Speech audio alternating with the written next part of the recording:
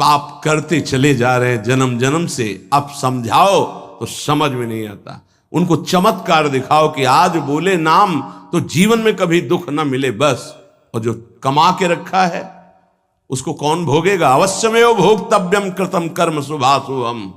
तुम्हारे जपने ना जपने से प्रभु में कोई फर्क नहीं पड़ता, तुम में फर्क पड़ जाएगा। अगर भगवत विमुख हुए तो ये भी जन्म नष्ट हो जाएगा। तुम्हारा अहंकार काम नहीं करेगा। अभी मानव देह मिला, कर लो थोड़े दिन अहंकार, इसके बाद पता चल जाएगा।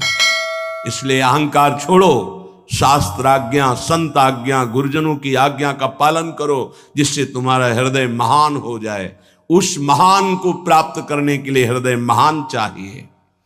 तुम्हारा स्वरूप ही है आनंदमय। जीव सहज सुख त्यागे, सहज सुख राशि। तू अपने को नहीं जान पा रहा, इसलिए देह भाव से पापाचरण कर रहा है। अरे सावधान रहना चाहिए। दूसरे की निंदा सुनने मात्र से उसके सारे पाप हमारे ऊपर आ जाते हैं। कहीं परनिंदा हो रही हो तो वहां का सिद्धांत है, कान में अंगुली डाले, राधा राधा, कान में इसलिए कि अब दोबारा शब्द ना पढ़ पावे, और वहां से खड़ा होकर चला जाए। यदि सभा में किसी की निंदा हो रही है और वहां आप बैठे हैं तो आपको वैसे ही अपराध लगेगा जैसी वो निंदा कर रहा है, या उसका विरोध करे। जैसे शिशुपाल श्री भगवान के लिए मलिन शब्द उच्चारण कर रहा था, भीष्म जी खड़े हो गए, महाभागवत है, अगर प्रभु के प्रति अब एक भी शब्द बोला तो भगवान ने कहा शांत हो जाओ, तुम शांत हो जाओ, तुम मत बोलो। कुछ राजा शिशुपाल के पक्ष के थे, तो आवेश में भीष्म जी आ गए। अगर श्री कृष्ण को कोई एक शब्द भी बोले, मेरे आराध्य देव, पूरी सभा के ऊपर पैर रखता हूं। अर्थात हर वीर को ये मैं कह रहा हूं कि अगर श्री कृष्ण के विपक्ष में कोई बोला तो मैं रौंद दूंगा। केवल मैं भक्त ही नहीं हूं, मैं महाबली हूं। त्रिभुवन में कोई ऐसा जोड़ नहीं जो भीष्म अपने स्वरूप में आ जाए और फिर उसे।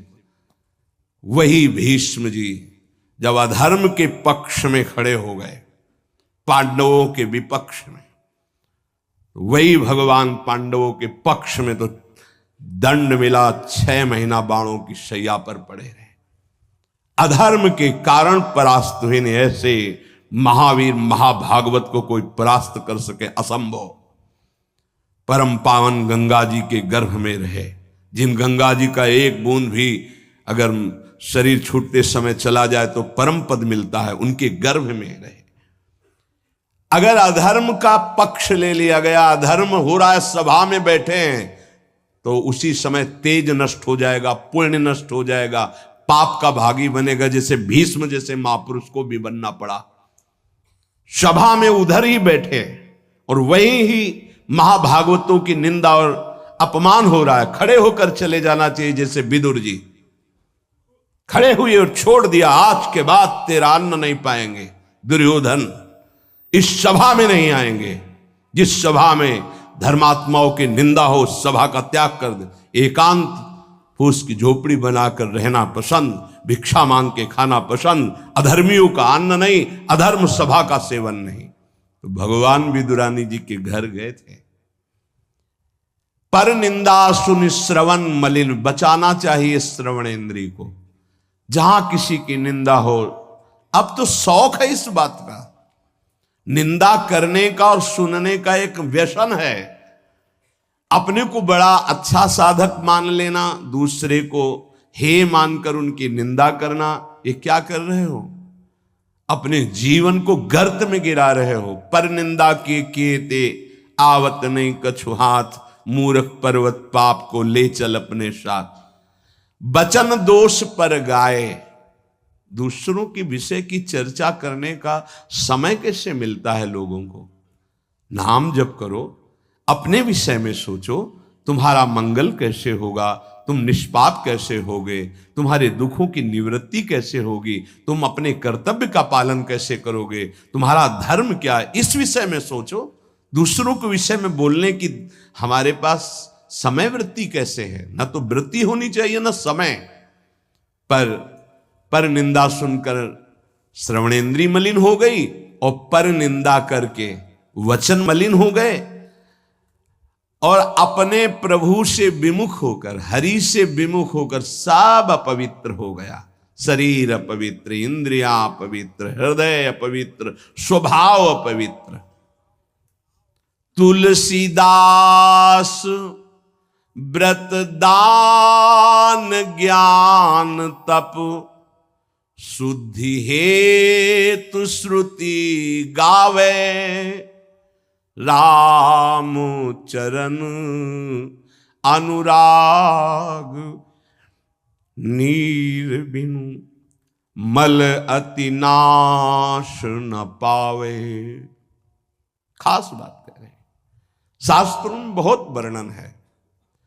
पाप नाश के बहुत से उपाय हैं, बड़े बड़े व्रत, कृच्छ चंद्रायण आदि व्रत, उपवास करने से कुछ पाप क्षीण होते हैं, लेकिन पाप प्रवृत्ति का नाश नहीं होता। शास्त्र ज्ञान भी पाप निवृत्ति का उपाय है, तपस्या भी, बड़े उपाय शास्त्रों में वर्णन की। पाप नष्ट का गोस्वामी जी कह रहे, भगवान के अनुराग के बिना, भगवत प्रेम के बिना जड़ मूल से हृदय निष्पाप नहीं होता। पाप की जड़ है प्रवृत्ति, वासना, कामना, तृष्णा, स्पृहा। इनका जड़ से नाश हो जाता है जब हृदय प्रेम से द्रवित हो। अपनापन जब प्रभु से होता है, मेरे प्रभु, जहां हृदय में द्रवण क्रिया हुई, आंखों में अश्रु बहे, वो जो पवित्रता होती है, मम भक्ति युक्तो भुवनम पुनात, लोगों को पावन करने की सामर्थ्य उसमें आ जाती है। ये अनुराग प्राप्त करने के लिए मानव देह मिला है, हरि अनुराग।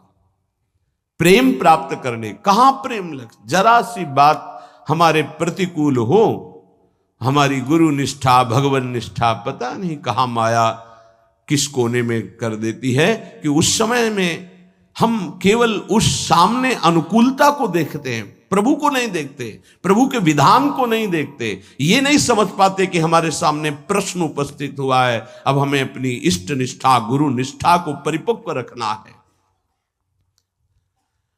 साधन में उन्नति अपना पुरुषार्थ और गुरुदेव की कृपा, भगवत कृपा दोनों चाहिए। अगर पुरुषार्थ नहीं करोगे तो कृपा है उसका स्वाद नहीं ले पाओगे। कृपा रसोई बना करके सामने रख देना थाल, पुरुषार्थ उसे पाना। पूज्यपाद श्री उड़िया बाबा जी महाराज कहते, साधक का प्रयास और भगवान गुरुदेव की कृपा, ये दोनों सिद्धावस्था की प्राप्ति में अत्यंत आवश्यक हैं। कायर बन के हाथ पे हाथ रख के बैठ जाए कि वो कृपा से सब हो जाएगा, ये कायरता कृपा नहीं सिखाती, ये कायरता है। पुरुषार्थ जितना हम में अध्यात्म बल है उसके अनुसार हम चल रहे, बकाया सब कृपा से हो जाएगा, पक्का हो जाएगा। मन क्रम वचन छाड़ी चतुराई और भजत कृपा करिहे रघुराई। मन से, वचन से, कर्म से ये चतुरता छोड़ो, अब सब कृपा से हो जाएगा। तो तुम प्रमाद करो और तुम्हारे ऊपर कृपा का प्रभाव जागृत हो जाए, ऐसा कभी नहीं देखा गया। जितना आप में सामर्थ्य मिली उसको लगाओ, शेष चिंता मत करो, कृपा पूरी कर देगी, पर आपको लगना होगा। साधक का पुरुषार्थ, निज चेष्टा और भगवत गुरु कृपा, ये सिद्धावस्था को प्राप्त कराती है। साधक का पुरुषार्थ अगर नहीं लगेगा तो विपरीत दिशा में चला जाएगा, असाधन बनने लगेगा। उपासक गुरु को कभी मनुष्य न समझे, भगवत विग्रह को कभी धातु का न देखे कि पत्थर की मूर्ति है कि अष्ट धातु की है कि ये काहे, ऐसा कभी प्रश्न न करे। इष्ट देव का अवतार होता है अर्चा विग्रह रूप में, अर्चावतार। दो प्रकार से प्राण प्रतिष्ठा होती है, एक होती मंत्रों के द्वारा और एक होती भाव के द्वारा। निरंतर जो मंत्राकार वृत्ति की हुई भजन में डूबे हुए महापुरुष जब तदात्म वृत्ति से श्री विग्रह की तरफ देख ले, उसी समय हलचल पैदा हो जाएगी। प्राण प्रतिष्ठा हो गई, छाती से लगा लिया, प्राण प्रतिष्ठा हो गई। मंत्रों का एक अनुष्ठान वैदिक सिद्धांत से और एक है भाव सिद्धांत। धन्ना जाट के भांग के बट्टा में कोई प्राण प्रतिष्ठा मंत्र से नहीं हुई, भाव से भगवान प्रकट हो गए थे। सिलपिल्ले बाई के भाव से भगवान प्रकट। जब हम अपने प्रभु को अपने प्रभु की भावना से प्यार से देखते हैं तो वहीं प्रकट हो जाते हैं। जैसे खंभा फोड़कर नरसिंह भगवान प्रकट हो गए प्रहलाद जी के लिए, भाव से देखा नामदेव जी ने तो कुत्ते से भगवान प्रकट हो गए, भाव से देखा भूत से भगवान प्रकट हो गए। तो फिर श्री विग्रह में भगवान नहीं प्रकट हो जाएंगे जब भक्त भाव से देखेगा। और भाव ना हो तो भगवान में भी भगवान नहीं दिखते। दुर्योधन को कहां दिखते थे? दुर्योधन दुशासन इनको नहीं दिखते थे, भगवान में भी भगवान नहीं दिखते। गुरु को मनुष्य समझना, भगवद विग्रह को धातु या पाषाण का समझना, गुरु मंत्र को साधारण शब्द समझना, चरणोदक को सामान्य जल मानना, भगवत प्रसाद को भोजन मानना, अन्न मानना, साधु की जाति पर दृष्टि रखना, ये उपासक को सावधानी पूर्वक त्याग कर देना चाहिए। ये उपासना के बड़े विघ्न हैं।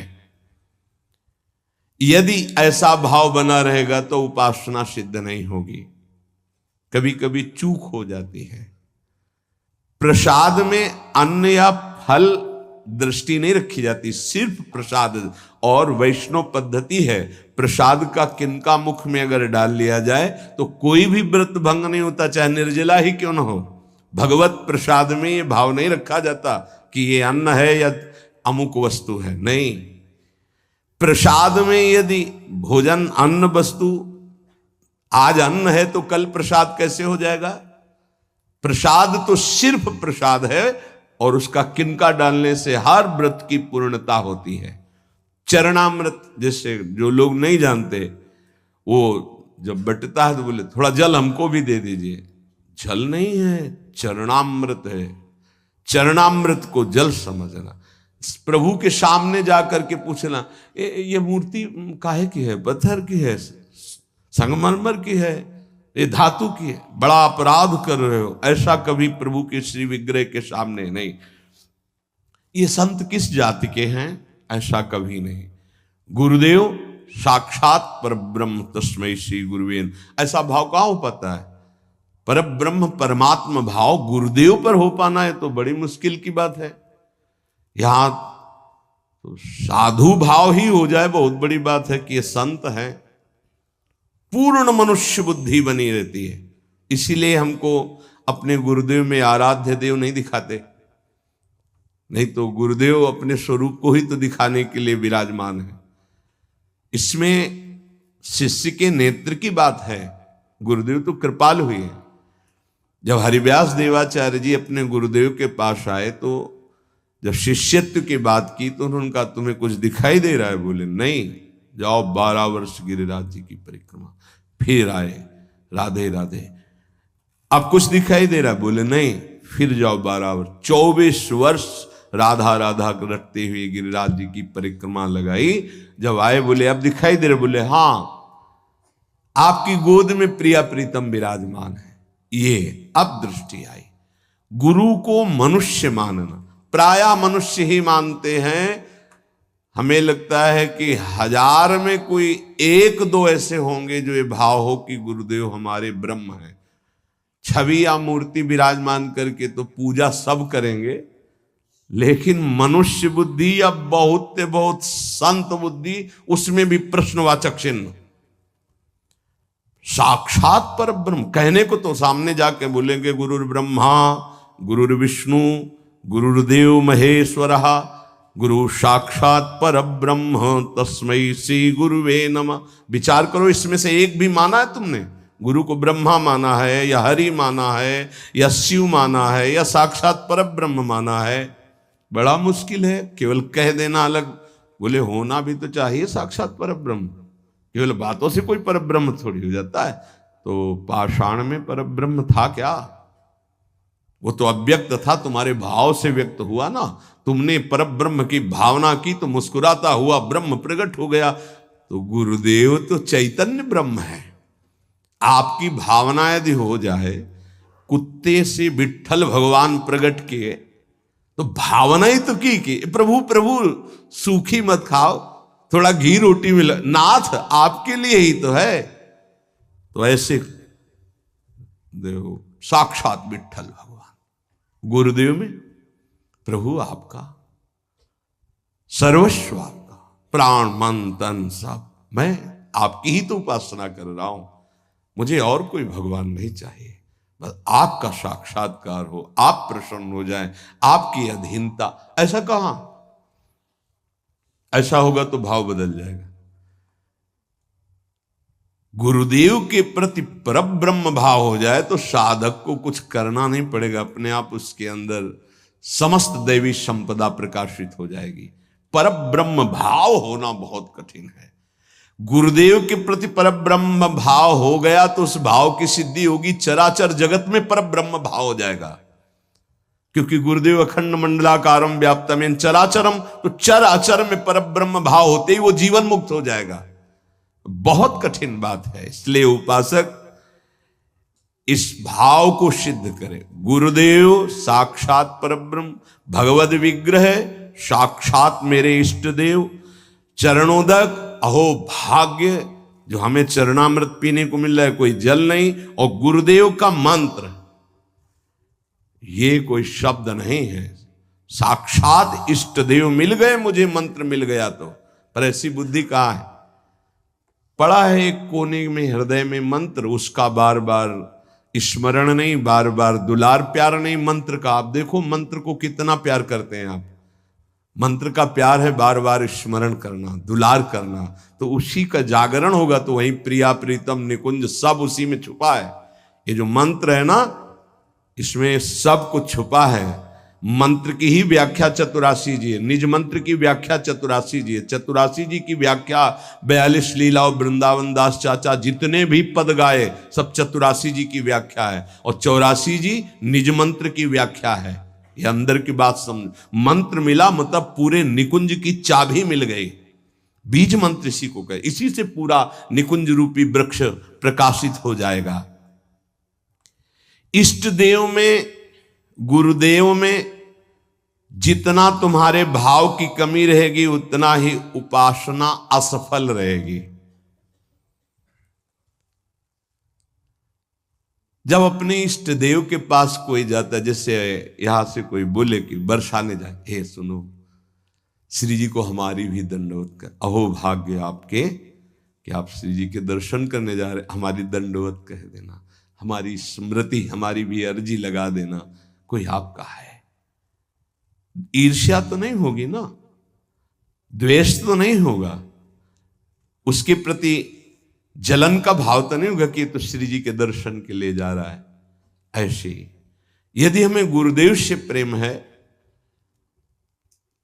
और हमें दिखाई दे रहा कि गुरुदेव इनको ज्यादा प्यार कर रहे हैं, तो हमारा उससे ज्यादा प्यार हो जाएगा। आपके हो भाग्य, कभी हमारी भी स्मृति दिला देना, गुरुदेव को ये प्रदान कर। गुरुदेव, उसके अंदर द्वेष तो नहीं आएगा, जलन तो नहीं आएगी। जब मनुष्य बुद्धि होगी तब जलन होने लगेगी, तब ईर्ष्या जागृत हो जाएगी। नापना चाहिए अपने हृदय में कि गुरुदेव के प्रति मनुष्य बुद्धि का लक्षण है, साधु बुद्धि का लक्षण है, या साक्षात परब्रह्म का लक्षण है। इतनी गोपी जन थी, क्या किसी को किसी के प्रति ईर्ष्या थी क्या? एक साथ बैठकर सब कात्यायनी की उपासना, एक साथ यमुना स्नान, एक साथ अनुष्ठान श्री कृष्ण को प्रीतम रूप में प्राप्त करने का। ऐसे सहस्त्रों उपासक, सही पूछो तो इतना भी अंतर नहीं, सबके प्रति प्रभु का समान प्यार है। गुरुदेव का, प्रभु का। पर जो जितना प्रभु मानेगा, जितना अपनापन करेगा, वो दूर रहकर भी अनुभव करेगा कि गुरुदेव का, इष्ट देव का हमारे प्रति सबसे अधिक प्यार है। यह सबको अनुभव होगा। यदि आप पवित्र हृदय से, भगवत भाव से, तो आपको यह अनुभव होगा कि देखो, देखें या ना देखें, बोले या ना बोले, मिले या ना मिले, लेकिन मेरा हृदय कहता है कि गुरुदेव, इष्ट देव सबसे ज्यादा मुझे प्यार करते हैं। ये भगवत भाव में रहता है। इष्ट देव और गुरुदेव की परिपूर्णता के भाव में जितनी कमी रहेगी, उपासना उतनी कच्ची रहेगी। इष्ट देव गुरुदेव की परिपूर्णता में भाव, इष्ट देव में कभी एक देशीयता का भाव नहीं रहना चाहिए। मेरे इष्ट देव सर्वत्र विराजमान है, तभी सच्चिदानंद भाव पूर्ण होगा। मन उपासना किए बिना नहीं रह सकता, इसका स्वभाव है उपासना करना। यदि प्रभु की उपासना नहीं की तो भोगों की उपासना ये करेगा ही करेगा, तुम इसे रोक नहीं सकते हो। अगर ये भोगों की उपासना करेगा तो दुख, चिंता, भय, शोक, मृत्यु, इससे तुम बच नहीं सकते हो। और मन का स्वभाव उपासना करना, ये बिना उपासना किए नहीं रह सकता। यदि प्रभु की उपासना नहीं की तो विषय की उपासना करेगा, इसलिए बचाओ इसको विषय उपासना से और प्रभु की तरफ लगा दो। तो बोले, ये जानते हुए कि ये विषय उपासना पाप कराएगी, फिर भी हम इसे क्यों नहीं रोक पाते? तो श्री भगवान कह रहे हैं कि तुम्हारा ज्ञान 3 तरह से ढक गया। पहला, अग्नि में जैसे धुआं पर अग्नि है, अर्थात ज्ञान है, पर धुआं हट जाए तो सही ज्ञान दिखाई दे, ऐसे पहली स्थिति उपासक की विषय उपासना की तरफ, काम वासना की तरफ जब होती है, उस समय एकदम वो ज्ञान जागृत करने के लिए सत्संग आदि का सहयोग तो बच जाएगा। नहीं, दूसरी आती दर्पण में मल की तरह, अब उसमें बड़ा प्रयास करने पर। तीसरी आती है जेर में ढका हुआ गर्भ, अब उसमें समझ में ही नहीं आता कि क्या ठीक है क्या नहीं ठीक है, जो वासना आई वैसी क्रिया हो गई। आवृतम ज्ञान में तेनो ज्ञानिनो नित्य वैरिणा काम रूपेण कौन्तेय दुष्पूरेणानलेन च। हे कुंती नंदन, ये काम अग्नि है, ये कभी तृप्त होने वाला नहीं है। जैसे अग्नि में धीरे धीरे घी डालो तो भड़केगी, वो शांत नहीं होगी। ये ज्ञानियों का बहुत बड़ा दुश्मन है, तो अज्ञानियों का मित्र है। काम से ही तो सुख का अनुभव करते हैं। संसार में शास्त्रों की संख्या में केवल काम सुख के लिए ही सारा चिंतन है। देख लो, हमें पढ़ना लिखना है, खूब रुपया कमाना है, अपनी कामनाओं की पूर्ति करनी। काम का सीधा तात्पर्य केवल एक ही इंद्रिय से नहीं, सर्वेंद्रियों के भोग से है।